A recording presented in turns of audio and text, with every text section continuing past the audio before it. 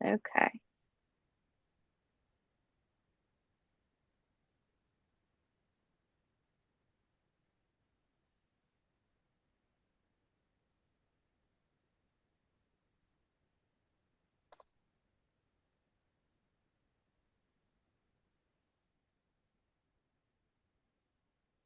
All right, go for it. All righty. Hello, everyone. Welcome to AAC in the Cloud 2024, sponsored by Forbes AAC, Cough Drop, and Open AAC. We're really happy to have you all here today. Just as a reminder, if you have any questions, please use the Slack channel for this presentation. It will be track 3, as comments will be disabled on Zoom and YouTube. And without further ado, we'll go ahead and get started. We're really excited to have Bryce Johnson here with us today, and he has a lot of great stuff to show us. So turn it over to you, Bryce. Yeah, thank you. Thanks for inviting me to be part of this. I'm Bryce Johnson. I'm one of the co-founders of this place that I'm going to show you today, which is the Microsoft Inclusive Tech Lab. We're a place on the Microsoft campus where we intentionally engage the disabled community. We need a place like this on the Microsoft campus to be intentional. The Microsoft campus is just as big as any kind of university campus. We can get in our own heads.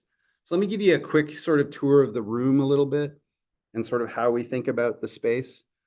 We have some really great stuff here. I'm going to start, actually, there's our sensory room. I'll get to that in a bit. I'm going to start a little bit, I think, with our wheelchair door. And if I'm going to try to move slowly so that, I don't get two people too nauseous. But one of the things that we have in the room that was really kind of important to us was to make sure that our wheelchair door was welcoming. Most ADA doors, with a power chair, you're basically like threading a needle. We wanted to make something that was brighter, wider, more welcoming to the space. Other aspects of the room that are really important, you can see that the floor here has like a very specific texture. There's tile, there's carpet, there's laminate. And the reason for that is that when blind individuals or people with low vision come in, there's a textural difference when they transition from one section of the room to another. And that's something that, is really kind of helpful for them to sort of orient themselves in the room. Other aspects of the room, you can see I have a big glass wall behind me, but I'm not too echoey. And that's because I have a ton of soundproofing. You can kind of see it on the ceilings a little bit. Tons of soundproofing all around the space. The lighting is adjustable, both in color and intensity, for various types of individuals who kind of need it. One of the things that I will tell you about, which was kind of a fix that we had to do after the fact, was if you can see the pattern on my back wall, we definitely, when we were designing the room, leaned into being sensory stimulative. And what the problem was is that most of the stuff in the room, if it's overstimulating any individual, we can either turn it off or we can put it away. But I couldn't turn off my back wall. So what we ended up having to do was we actually installed these blinds so that you can turn off the back wall. So we have these blinds here to make sure that if someone is overwhelmed, we have that ability to like kind of change the space for them. And so, yeah, this space is for the disabled community on the Microsoft campus. It is basically a representation of the ideal that we try to live up to, which is nothing about us without us. We try to design with the disabled community and not for the disabled community. We have a lot of disabled employees across all different types of disabilities. We bring in people to this space all the time to have them engage with our engineering teams. And that's sort of how we develop product. I'm going to play a commercial from, one of the things that sort of started our whole sort of journey here. And I'm not going to play the audio, but this was our Super Bowl ad for Microsoft in 2019. And it was for this product, the Xbox Adaptive Controller. And this is a game controller for people with limited mobility. I'm one of the co-inventors of this device. And the development of this device and the development of the Inclusive Tech Lab kind of went hand in hand. They really sort of supported each other. But what's interesting is that, while most people know, if they know about this device, which, not a ton of people do, even though we had a Super Bowl ad, if most people know this, they know it from the Super Bowl ad, but the reality is that we actually didn't start with kids. We started the development of this device with disabled veterans. And so this is a guy named Todd. And Todd, Corporal Todd Nicely. Actually, I think he might have a promotion by now. I should check that. But like Todd came to us and basically showed us this setup that he had built for him by a charity called Warfighter Engaged, who we worked with really closely in the development of the controller. And you can see that Todd basically is limb different. He has no forearms or legs. And so he uses basically his arms and legs in the configurations that they are with this custom setup that was made for him by Warfighter Engaged to play video games. And so the reason, and all of this inspired us to basically think about how we can create products that adapt to individuals and not the other way around. That's why we call our line of products the adaptive products, because we're trying to create these things that can fit you and not make you fit it, right? That's the whole point. So the adaptive controller, I'll show everybody. Oops, I gotta lower that a bit. It's a switch activated controller. So, many of you probably have switches in your practices. You can put every aspect of the game controller to a switch, put the switch where someone has movement, that type of thing. And I don't want to spend too much time on gaming because I want to show all a bunch of stuff, but I'm happy to take questions along the way too on kind of anything, or I can sort of field them at the end. But I'm going to show some other things before I kind of get to what I really wanted to show you. So, we always look at, oh, you can't see my head, can you? Sorry, I'll make sure I'm in camera. We always look at different types of disability. We're always trying to make sure that we are working across the various spectrums of disability and how we approach that. So, it's important for us to recognize that devices like bespoke, purpose-built devices like this HumanWare Brilliant 40 Braille reader are vital for certain parts of the community. And we partnered with HumanWare. This is actually a design for Surface product, meaning that our testing teams make sure these work great with our Surface devices. But we also have things that are, not made by us. I think it's completely fair to say that no company has the sort of like mind share and sort of breadth of products that the disabled community needs. Like assistive technology is something that is very sort of broad and broadly focused. Now, as an industrial designer, one of the things that I think about a lot, so if you work with like kids in school, I'm sure that you've come across this idea that kids might be resistant to assistive technology because it's not what their classmates are using. There's a stigmatizing effect to assistive technology. There's an othering effect. That's something that we think about a lot, not just with children, but like with people of all ages. The adaptive controller is where we started on that journey for us. That device is black and white. It's not, bright green and bright red or whatever these candy colors that you see a lot of assistive technology is, because for the audience that we were targeting it for, that would have othered them. That would have made them infantilize them. So, but every sort of audience is different. One thing I want to show you just sort of quickly is how simple some of this stuff can actually be. We think that simplicity is important. So this is our Surface type cover. This is the standard one that you'd get with any kind of Surface Pro. But this is our new boldface type cover. So now this is a new option for people to be able to purchase. And you can see there that the type is bigger, it's bolder, pretty significantly over the standard type cover.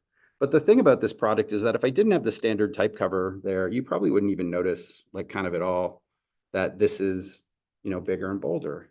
And that was really intentional. We really wanted to design a product that was more visible, more perceivable for people without stigmatizing them and without stigmatizing them. We really didn't want someone to feel like they had like the old man keyboard. Was kind of what I would always sort of say.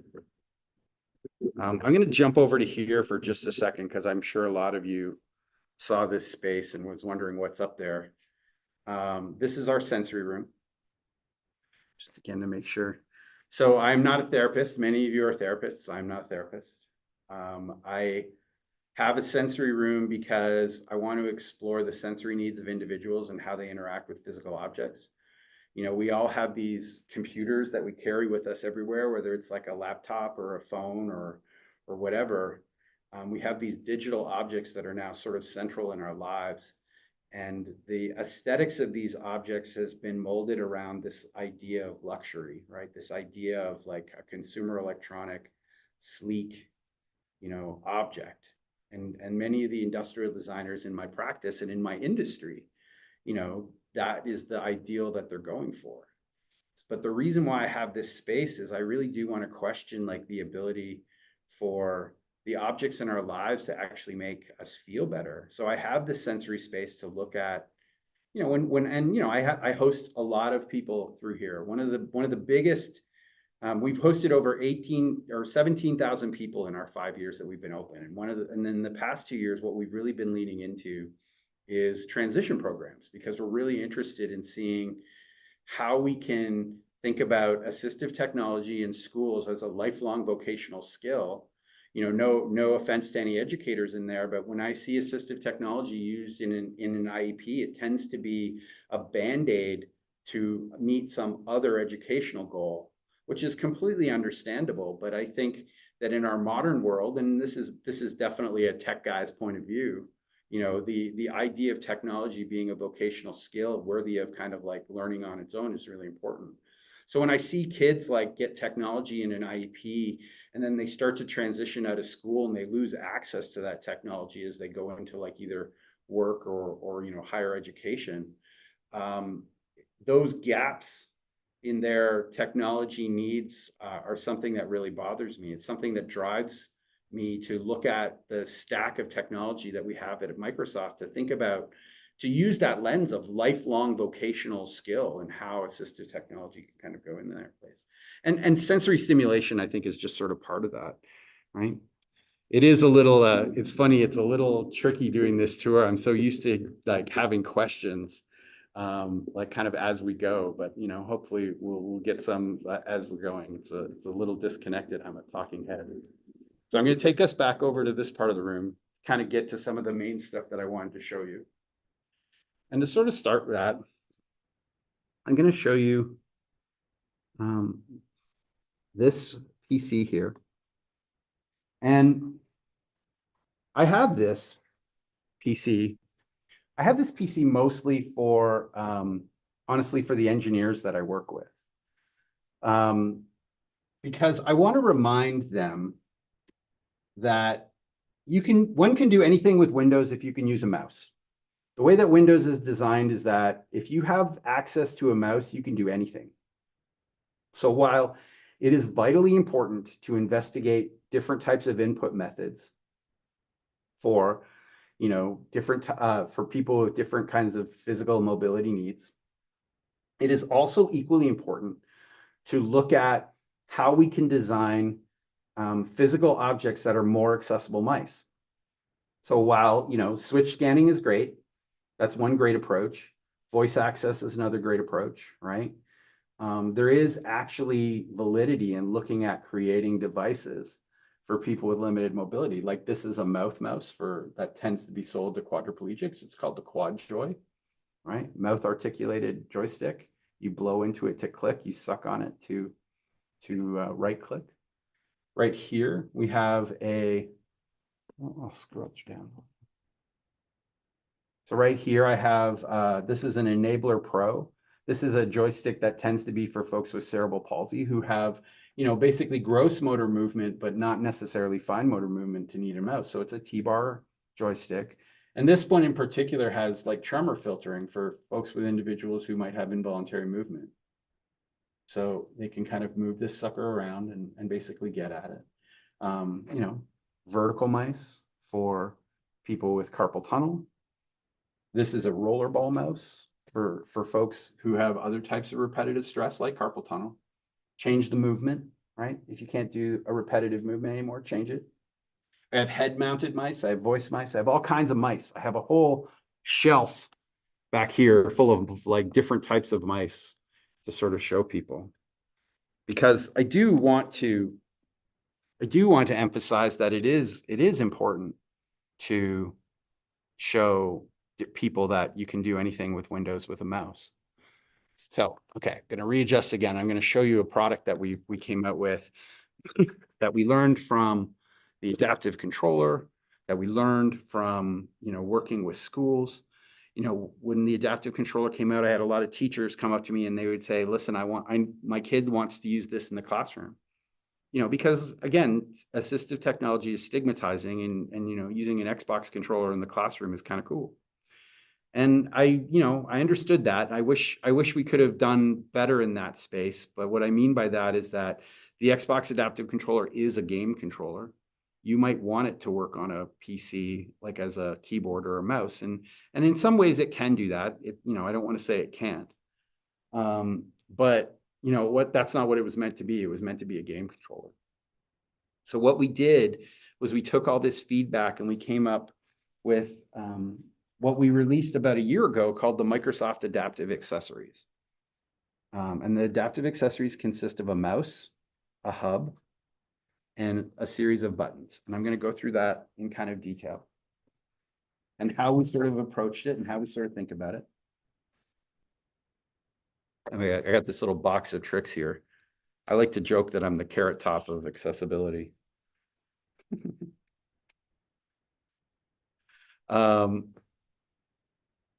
Let's start with our adaptive mouse. The mouse is a really kind of great place to start.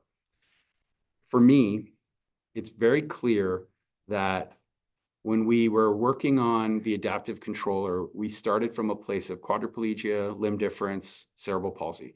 People who have gross motor movement, but people who might not have fine motor movement. Again, vitally important. But when you think about things like muscular dystrophy, spinal muscular atrophy, basically conditions where your functional limitation is that you have fine motor movement, but you do not have any strength, to do gross motor movement. The adaptive controller does okay in that situation because of the modularity of it, because of the adaptability. But, I think when we came up with this product, we really wanted to lean in to giving people with those types of conditions a mouse that they could really use. Because we would see out in the world that people with muscular dystrophy, if they were technologically aware, they could go out and buy a gamer mouse. And gaming mice tend to be lighter. Pros like lighter mice. They tend to have higher sensitivity than a regular mouse so that pros can move like kind of less. And that aligns with the needs of people with neuromuscular conditions. So the thing about this mouse is it's 45 grams. So it's very, very light. It's wireless, Bluetooth to your computer.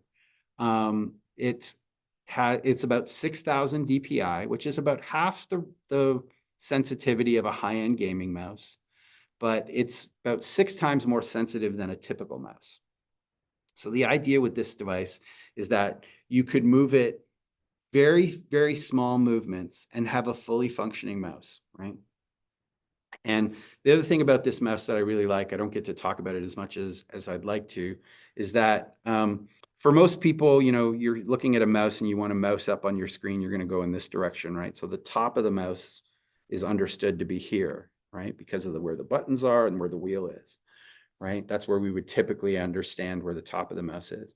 But with this mouse, we can set the top of the mouse to anywhere around the edges. So if someone has an atypical grip, right, and they hold a mouse a certain way, they don't have to basically do the mental gymnastics to go, oh, left is up. They can go up is up because, we can change the mouse to fit their hand grip. And that's one of the things that I think I find really interesting about and important about this mouse and what we did. Now, the reason why we call this the adaptive mouse, like many of our products, is that, we wanted to create mice that adapt to you and not you to it.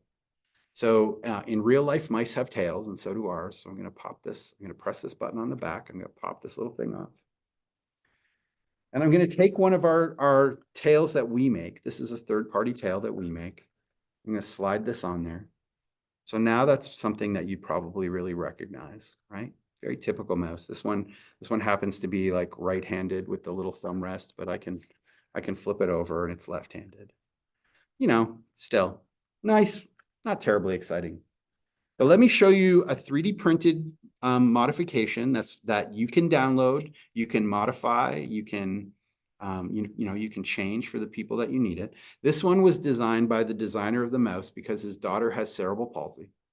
So she, right, has fingers that tremble because of involuntary movement. They'd fall off the mouse buttons.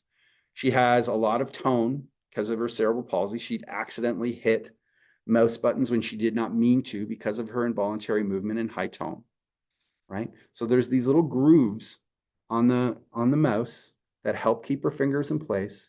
The extra plastic makes it harder for her to press the mouse button, so she's not hitting it. The block here blocks the wheel so she doesn't accidentally hit it and scroll off or do something like that.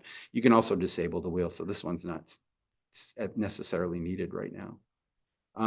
But on the bottom, there's this little thumb rest has these little dimples and they grip the table. They add resistance, and that resistance gives her precision, right? And just like how with someone with muscular dystrophy, we can crank the sensitivity up, for her, we can crank it down, right? We can make it less sensitive. So she does greater movement and the mouse isn't flying all over the place, right? So we do all of this to think about how these devices can adapt and change and how they can kind of be used. So that's our mouse. I'm going to talk about the hub now. Unless there's any questions, I can certainly stop for questions.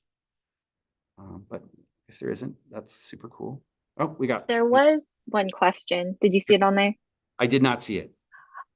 It was just if there's a list of links for the devices that you're demonstrating, if people wanted to try them. Yeah. Let me make sure I can get that to you afterwards, and maybe we can update the YouTube like listing or whatever. Again, if you want to reach out, the folks at Forbes can give you my contact information too. You can reach out and I can certainly follow up with folks too. Sure. But yeah, you can also just like do a search engine for Microsoft Adaptive Accessories, Microsoft Adaptive Controller. You should be able to find it. But happy to provide a list of links, and I think it's important to share these resources in the community because I think, again, no one knows better than me that traditional marketing might not hit the communities we're trying to serve, right? So when I show the adaptive controller, which has been out for 5 years, a lot of people often tell me that it's great and that we should do more marketing. And then I kind of tell them, well, we had a Super Bowl ad. So I don't really know what else to kind of do kind of other than that when it comes to a traditional marketing sense. So participating in communities and working with folks is super vital. It's something that we need to always do more of. So this is our Microsoft Adaptive Hub. So you can kind of think of this like a little mini adaptive controller. It has 5 switch ports. And what this thing, and it's wireless, it has a battery. It can do anything that a mouse or a keyboard can do. It has 5 switch ports like you would see in like a hitch switch or something like that. But you can program these to do anything on a computer that a mouse or a keyboard can do. So let me give you an example of what I mean by anything. We have a macro system that lets you basically write macros or recipes of commands, like linear sort of sets of commands. And the way that we think about this is, we want to accelerate people's computer movement. That's one of the ways that we think about it. There's a bunch of other ways that we think about how switches can interact with computers. Again, this can do anything that a mouse or a keyboard can do, and I'm going to show you a little bit later what that kind of means. But the example I kind of want to give you now, we're on a Zoom call, right? The example that I always like to give people is that someone with cerebral palsy can't get to the mic button or the camera button in the UI very quickly with their movement. They might have like a trackball or a joystick like I showed you, and they can't get to the UI very quickly to turn the mic and camera on or off. So the individuals that I know that have cerebral palsy tend to just sit in meetings with their camera and mic on all day long. They don't have the luxury of being able to turn it on and off like a lot of us do. They can't do multi-key keyboard shortcuts like Control Shift whatever, right? That's just not something that they're able to do. But what we can do with this button and this hub is I can say, I can put in the keyboard shortcut for camera and the keyboard shortcut for mic into a macro. So a user can press one button and their camera will turn on and their mic will turn on, or their camera will turn off and their mic will turn off with one button press. And we can program the hub to program this button to do that command in either Zoom or Teams or Google Meet or whatever you're, WebEx, whatever you're using. The hub is it's possible with the software on Windows to program the hub so that it's aware of the application that it's in, and therefore programs the buttons accordingly. And I'll show you like a bit more of that in a minute. But that's the hub and the button. And I'll show you stuff in practice that I don't typically do with a lot of folks. I'm going to go to the button now, though. This is the button. This is if it looks like an Xbox D-pad, it's because, hey, we make those, and that's what it is. So unlike a regular switch that you might be used to, this is a wireless button. It has a battery. It connects to the hub.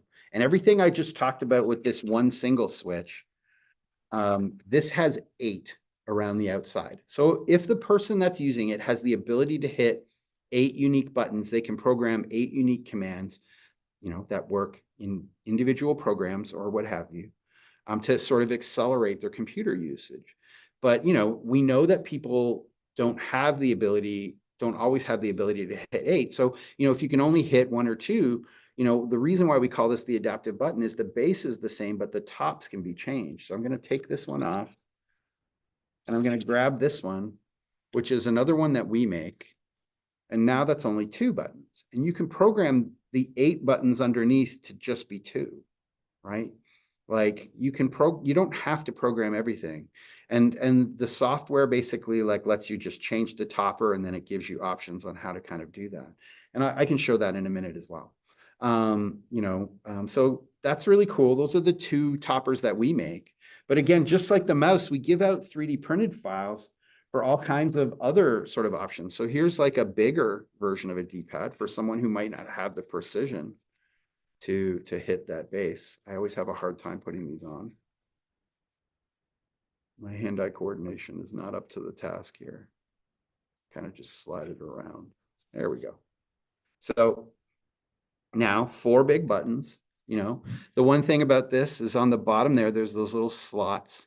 Those are for cable ties. So you can secure this to either to whatever you'd like. You can always put Velcro on the bottom of this too, dice them. Whatever you want to use. That's the other thing that I think, we think about a lot here is mounting in these devices. And with the adaptive controller, we actually did a tripod mount and amps mounting, but this stuff is lighter. So we went with cable ties. It just felt a little more practical.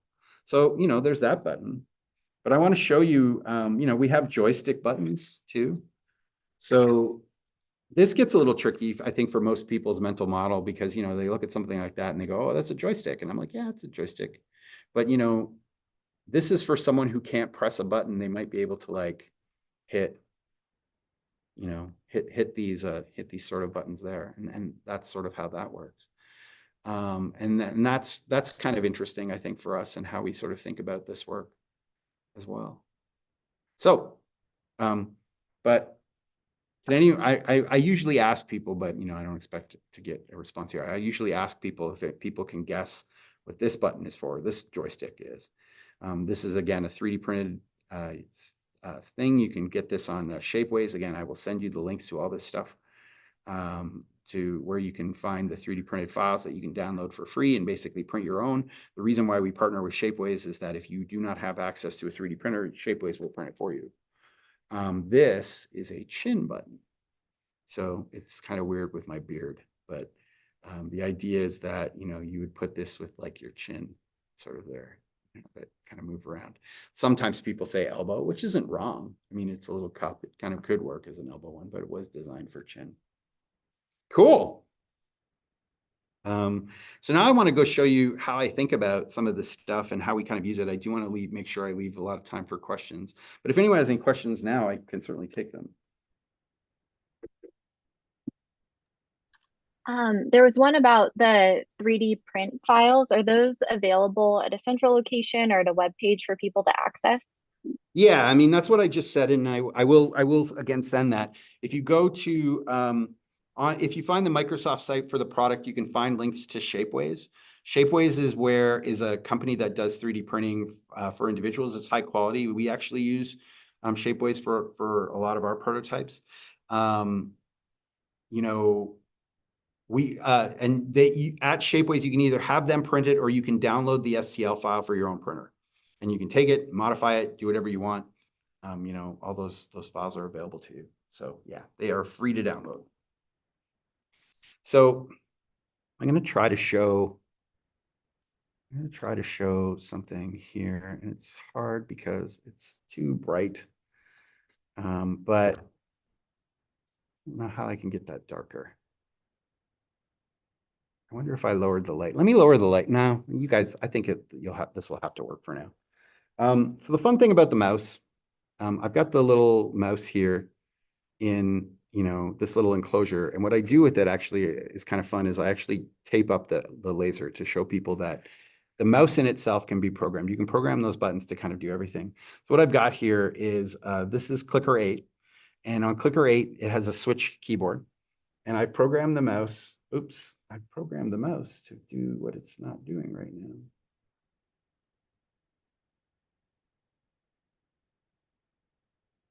Oh, that's funny.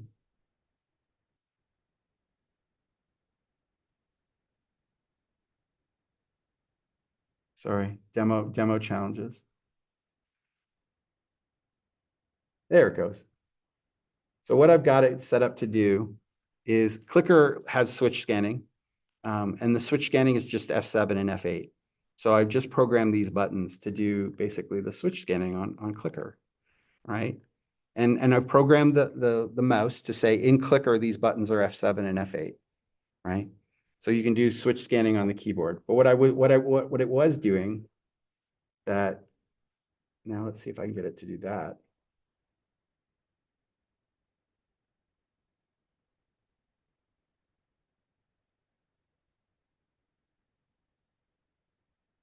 Huh. Ruh-roh. My mouse disconnect?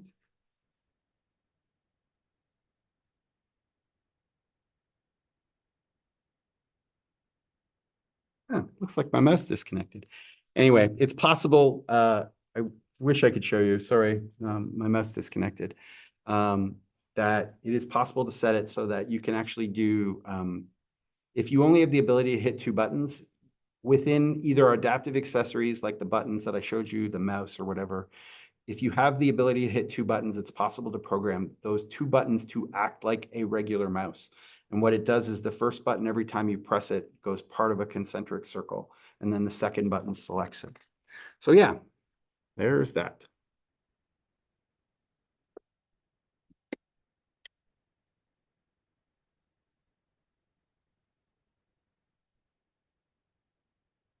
What I'm going to do,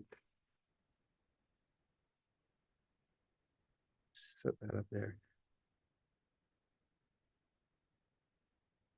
So this is cough drop. Let me see if I can get in closer. So we can all see it. So this is cough drop. And I have a set of Microsoft Adaptive accessories set up here. I have, you know, the split button. And I happen to have these wired in because I just did it quickly. I could do this all wirelessly, but wired sometimes is just easier. So I have the split button, and I have basically this Logitech G button.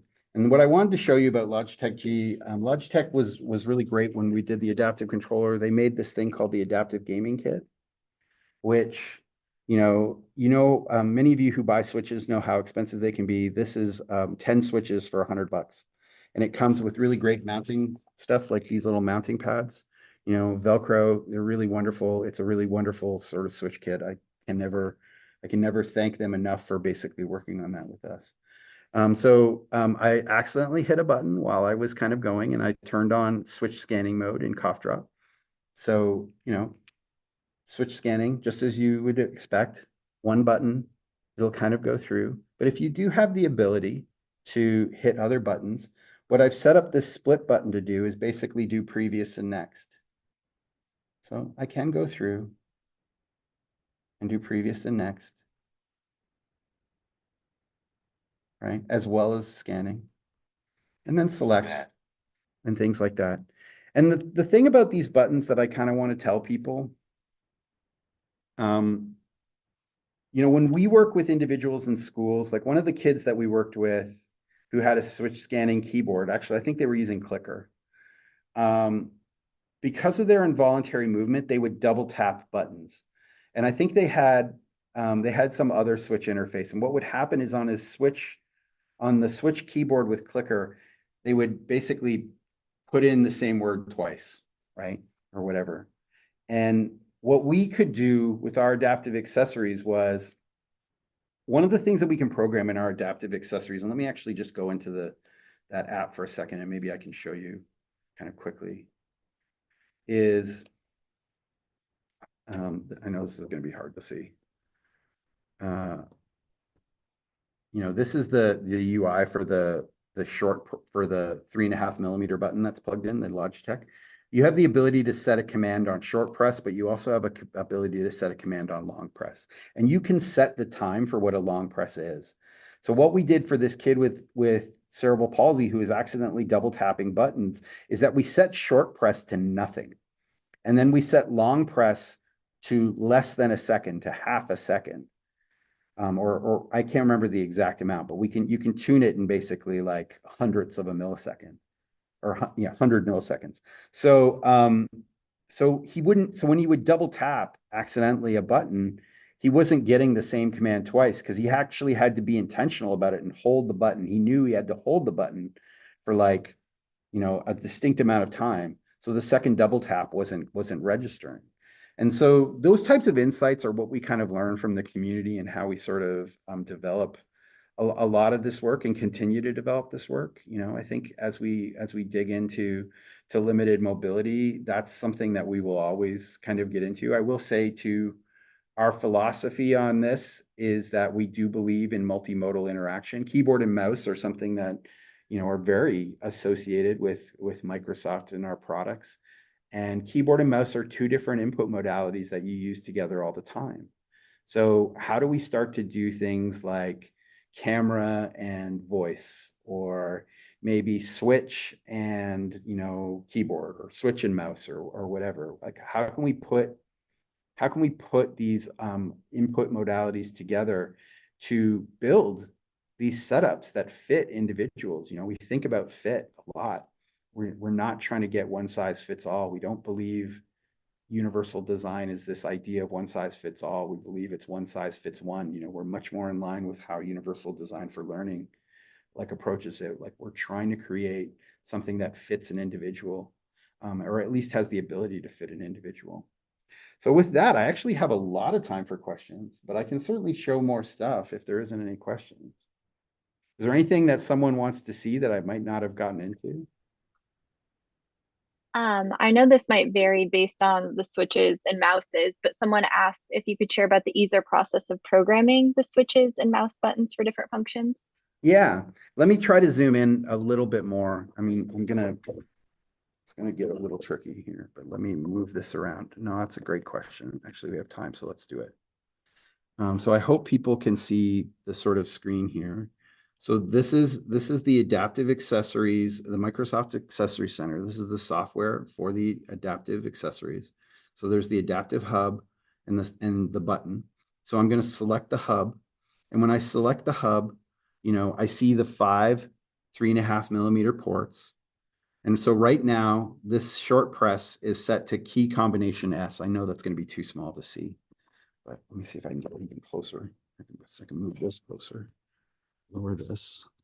Sorry, going to adjust.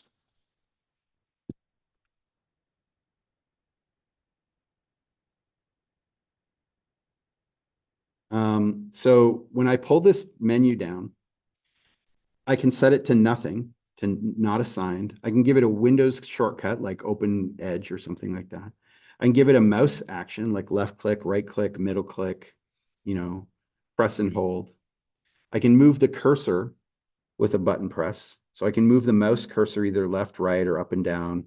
And then I can do cursor rotation, which is what I was talking about how a single button press can basically move the cursor in these circular movements. I can make it do something with the scroll wheel. I can do a key combination. So right now I have it just set to a single key. And then in cough drop, I set that key, the S key, to basically select, right? And so I had that set in cough drop. This key combination can be any kind of keyboard shortcut. I can open an app, a web page, or a file, or I can do a macro. So what I'll walk through this macro that's set here, and I hope I hope people can see, because there's something about this macro language that I didn't quite get to, but it can be really powerful. We have the ability in our macro language to set pauses. So what do I mean by a pause? So right now, this button, I could set this button that I have here, that when I press it, it does Windows 1. And what Windows 1 does in Windows is it opens the first app on your taskbar. And then I put in a pause. And then I can set the button after the pause to do Windows 2. So the second object in your taskbar. Windows pause, Windows 3 pause, Windows 4 pause. I can tell it to loop back around, like repeat, right? So what this means is that as an individual, I can basically set a button to go through the items on my taskbar with a single button press. Like just, I press it, it's going to go to the first one. I press it, it's going to go to the second one. I press it, it's going to go to the third one. Because I've written this macro, but I've put in pause states in it that where you basically have to hit the same button again. So this is what we would call a sequence macro, but that's just our name for it. This idea of being able to put pauses in macros is really powerful. It was really enables people to design really kind of complex workflows with just single button presses or kind of multiple button presses. This one in particular is for a user who uses eye gaze. They use eye gaze on their system for everything. And if people are aware, eye gaze is very taxing. It's very tiring. So using eye gaze to do something as simple as switching applications is just effort that doesn't need to be spent. And so the way that we look at it is how can we accelerate those movements? So those are macros. And then the last things that this does is you can actually set a button to switch the various kind of functionality of the device. We have the ability to set a button to be sticky. So that means it's pressed as long as you press it, and it stays pressed until you press it again. There's all kinds of things we can do. And as I sort of said before, if I go into advanced settings, you can set the sticky button delay. You can set the long press length. You can set the ports on the device for you electronics people out there to whether or not the button supports a normally opened or normally closed button.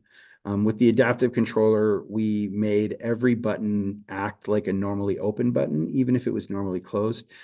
For those who don't know what I'm talking about, when you think about switches and buttons and those types of things, when you press a button, it activates. That's how buttons normally work, but that's what they would call a normally open button. But a normally closed button is the button is pressed or the button is always on until you press it, right? And then it goes off. So think of that like a stop button as opposed to a start button, right? That type of thing. So I hope that answers that question. And again, you can do that for anything. You can do that for anything. And the thing about this, if you have a question, I'm sure it's kind of out there. Like I've been talking about Windows a lot. The adaptive accessories do work with iPads. The trick is you have to use the cable. They don't work wirelessly with iPads. Apple, we can't make Apple put that on. So Apple has to want to do that.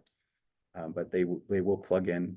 You have to program them on Windows. We have only the programming softwares on Windows, but you can use all of this on an iPad, Android, but they have to be programmed on Windows. They will work wirelessly with Android. So if there are any other questions. Somebody asked if there are any Microsoft devices that can be used with eye gaze. Forbes has one. Yeah. So I didn't know if you want to talk about that a little bit or. Yeah, I mean, absolutely. Forbes has one. Tobii stuff works with Windows. It's actually kind of only recently that Apple products have adopted eye gaze, with Tobii being like kind of the first one. We've got Smartbox all kinds of folks have Windows-based systems and eye tracking devices. In 2010, we actually tried to create an open standard for eye gaze. Actually, I'll kind of show you kind of in the corner over there on that tripod. We did a project with Steve Gleason where we basically worked with Steve Gleason, quarterback for the New Orleans Saints. He has ALS, and we worked with him to create systems so that he could use eye gaze to kind of control his life. That was one of the that's one of his devices up there. But what we did was we created an open standard so that people can create eye gaze bars and have them kind of work on Windows. The industry has responded in different ways to that. I don't think it responded the way that we wanted to. If you think about a mouse, like if you're old like me, you might remember a time when you actually had to install a driver for a particular mouse or a keyboard, right? Like they weren't just plug and play, and we wish that we could get to that place with eye gaze, that they're plug and play. But, we will continue to work on that.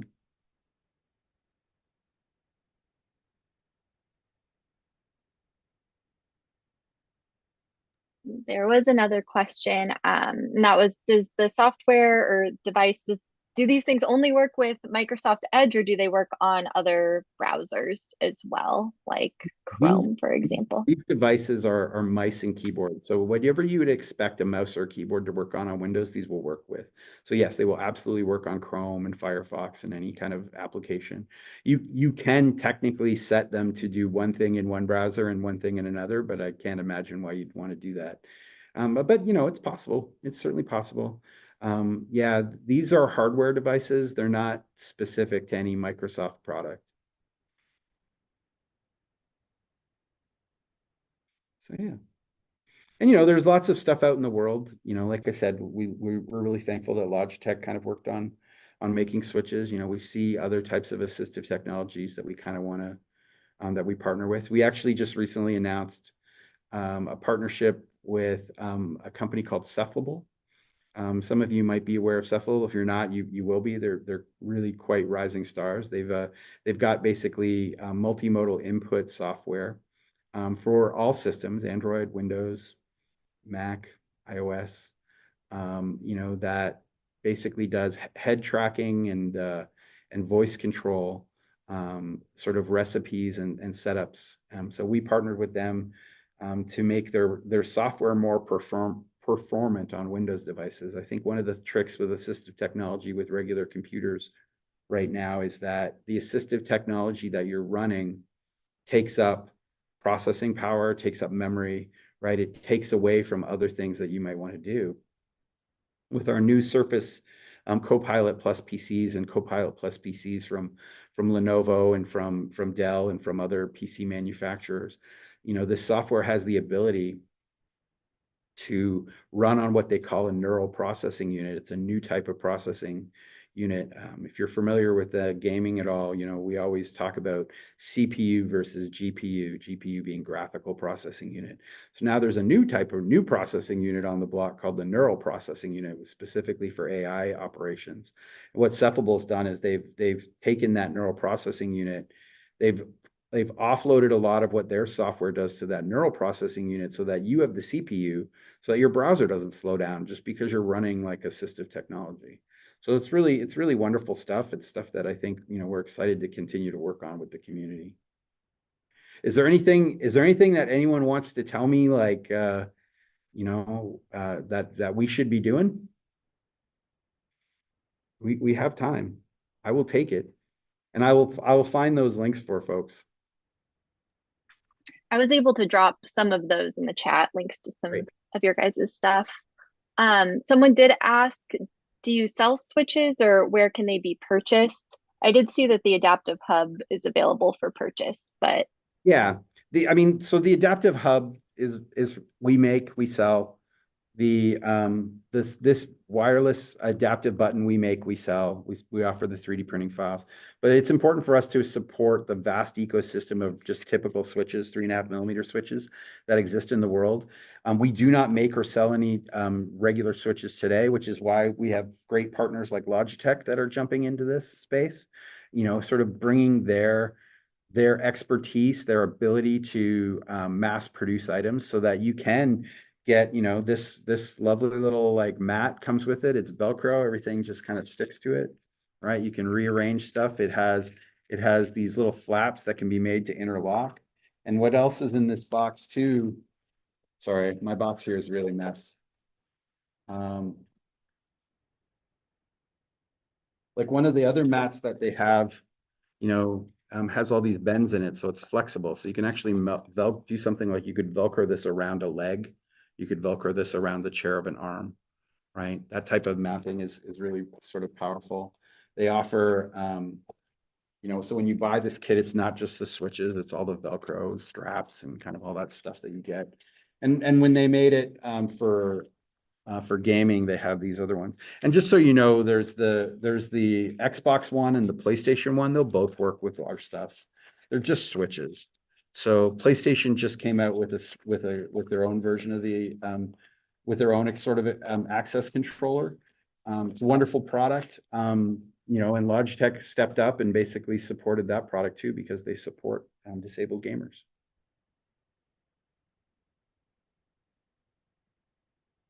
So yeah, it's great chatting with you all today. I could give back time if people want to like grab a bathroom break before the next session. I don't see any other questions in the chat unless anybody has any last minute things. Just lots of thank yous and appreciating the updates and loving Great. the information that you shared. So lots of compliments. Awesome. Great. Could I actually ask you to just maybe send me how many people were in the talk just for my own Sure. account? Be great. Yeah. Cool. Thanks, everybody. All right. Thanks, everybody. Next sessions will be starting soon, and thanks for attending. We're happy to have you guys. Yeah, thanks. Thank you. Thanks, Bryce. Bye. Bye.